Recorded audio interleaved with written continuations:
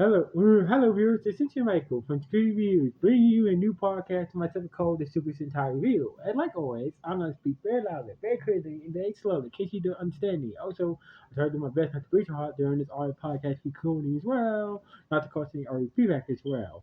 And finally, if you're under 18, this audio podcast recording will attain to adult limits. Once again, if you're under 18, this audio podcast recording will attain to adult limits if you're under 18. Now, if you're over 18, that means you get to watch this audio podcast recording. So anyway, with this everything else out the way, let's get to the latest episode of Boonboomger. So basically, it picked up when we last left off. A new general, a new Hashiryan Captain was just working.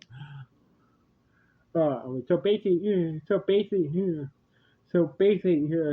a new Hashiryan captain just walked out of the headquarters of the ISA that the Rangers just finished delivering a package with package two from Ty's mentor. So anyway, turns out that turns out that Genta is Genta recognized this Hashiryan captain, and he went nuts and started to charge after him. But this new Hashiryan captain had the ability to stop him from attacking him and whatnot. So anyway, he just hold up his hands, it's like a burst of energy stopped him to stop Gimma dead in his tracks and push him back. And basically, that's when Gimma started to transform into like you never watched in you Hawkinson, remember Koromon, yeah, the Fox boy, the Fox dude, yeah, that's how he is. He kind of magic Koromon with he's like an alien fox. He's like a Game of transformed to like this hybrid fox, I believe. It's kind of like imagine Cool Mama look like he's like cosplay, with Inuyasha butter in a Shovel cosplay, Shovel Inuyasha's butter from Inuyasha mixed with Korma from Yu Yu Hakusho and some shit like that. So anyway, the other Rangers were freaked out. What the hell just happened? He just was freaked out that what the hell is going on? Why does Gimma had ears? But it seemed like Ty was not shocked to see to see Gimma transform. So basically, it seems like that Gimma. I think Ty must have known about Gimma's not being human. So anyway. So anyway, Gimma transformed into his true form, like his hybrid human fox form, and then he morphed up and started to fight against this new Hashiryan captain. The Hashiryan captain was do I know you somewhere, blah blah blah blah blah. Blah. So basically, after blocking Gimma's attack, he finally introduced himself to. He said, "My name is Disrace, the captain, the Hashiryan captain of rebuilding." He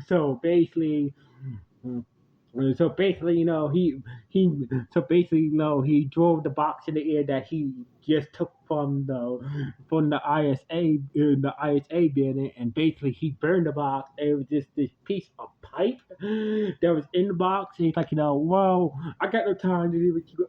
I'll give you guys later. So basically, I had to go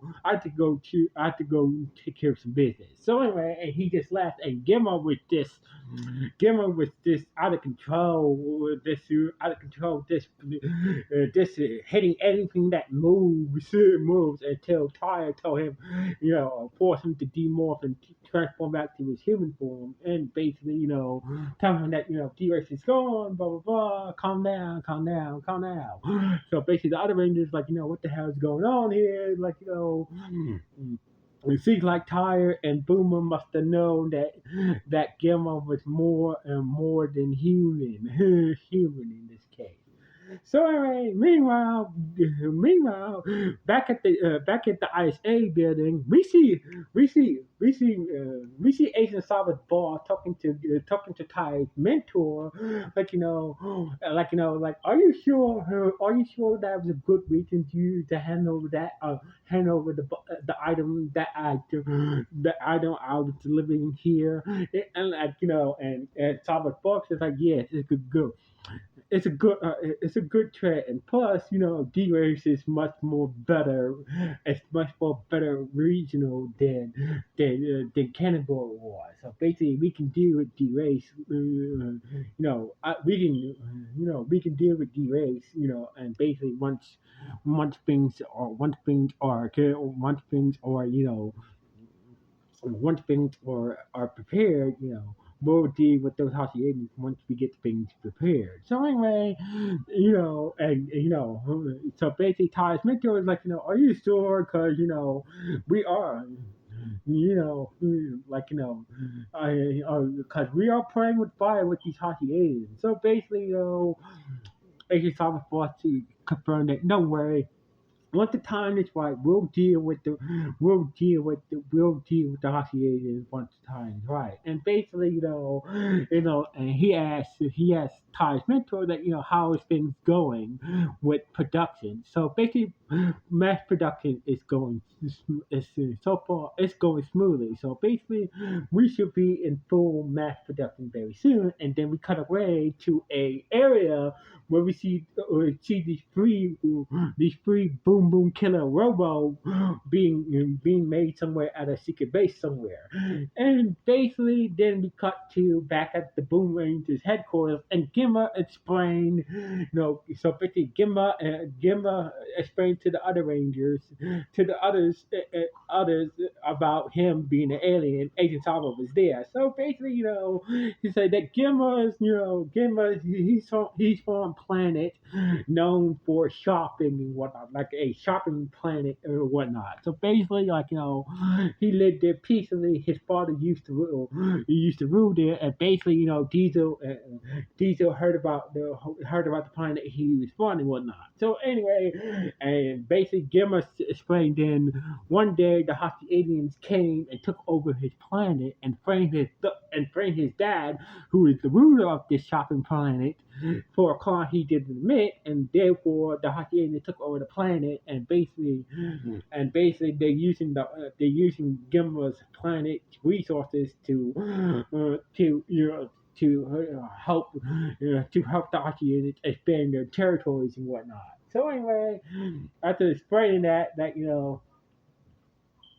so basically, when I came to Earth, so basically, when I came to Earth in my space, the first person that I met was Tyre. So basically, Tyre had some car trouble. So basically, I helped him out with some car parts to fix his car and whatnot. So basically, Tyre said, I had a sneaky suspicion that Gimel was not around Earth and whatnot. And basically, turns out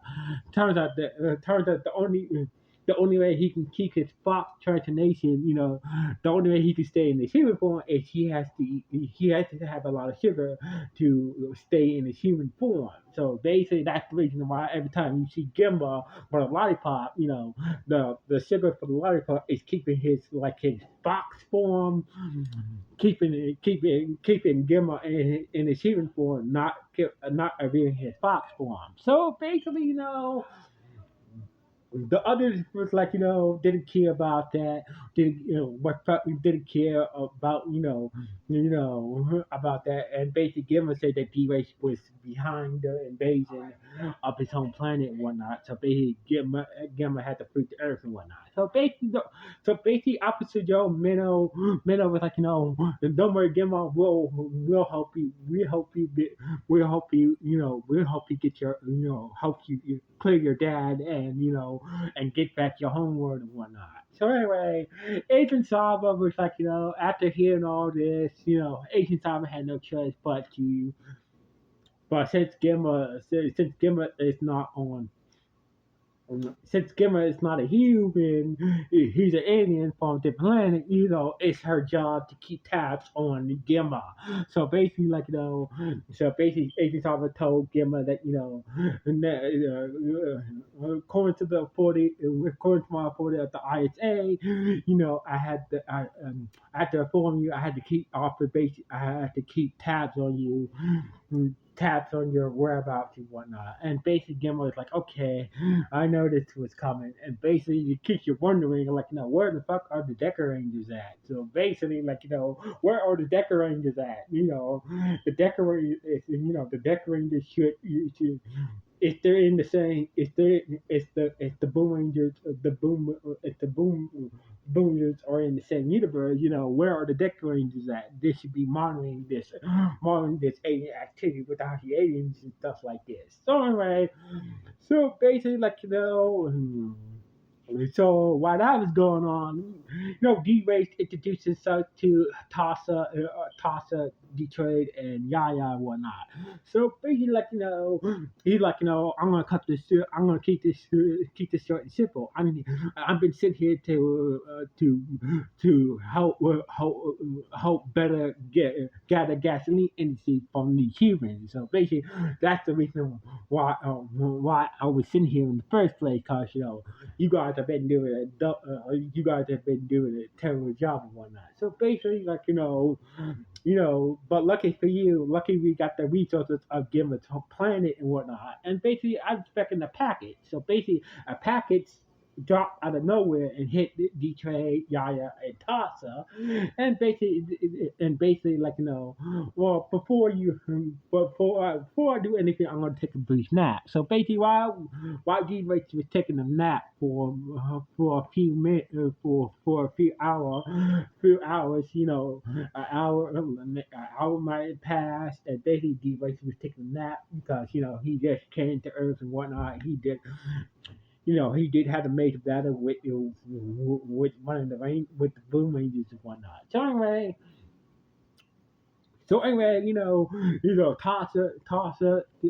Detroit and Yaya was wondering what's in the packets, what's in D Race's packet. So basically, like idiots, like Charles, they opened up the package. It was just a rug. So basically, D Race woke up. Well, this is a special rug. This is a special rug from Gimble's home planet. So anyway, and basically, it's time to use this rug to test it, to test out the Boom Rangers, to test out the Rangers. So basically, D-Race ordered Tasha to turn the rug into a monster, and basically once the rug turned into a monster, it started to attack people, putting people into rugs and whatnot, and started to drain people gasoline energy and whatnot. So anyway, the Rangers showed up, and basically, so basically, the Rangers showed up, except for Taro, who was busy fighting D-Ray somewhere else. D-Ray still had that pipe item that he got from the ISA boss, and basically and Gimma was I mean Sakuma was what you trying to do? So basically he was explaining that I'm here to I'm here to make sure that I'm here to improve gap and gasoline energy for humans just like you and blah blah blah. So basically, Sakamo had a hard time, fighting against D-Rays, while the other Rangers was dealing with the carpet monster and whatnot. So basically, Gimmo was thinking that was thinking during the battle, fighting the foot soldiers and the carpet monster. He was thinking that my was thinking about maybe